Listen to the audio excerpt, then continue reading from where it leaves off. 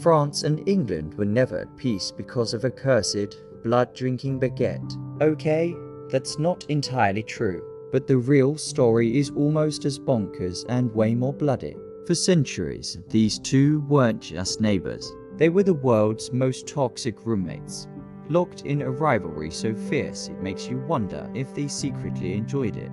Imagine sharing a wall with someone who constantly steals your milk, renames your cat, and occasionally tries to burn your house down. That was France and England. It all started back in 1066 when a Frenchman, William the Conqueror, sailed over and basically said, "Right, I own this place now." The English, unsurprisingly, were not amused. This kicked off a centuries-long, continent-spanning custody battle over land, titles, and who had the fancier hat. They fought over who should be the King of France in a little spat called the 100 Years' War. Spoiler alert, it lasted longer than 100 years. They bickered over who could colonize the most places, turning the world map into their personal risk board. This wasn't just a few grumpy kings either. The rivalry seeped into their very bones. The English thought the French were snail-eating surrender monkeys. The French saw the English as tea-slurping hooligans with bad food and worse teeth.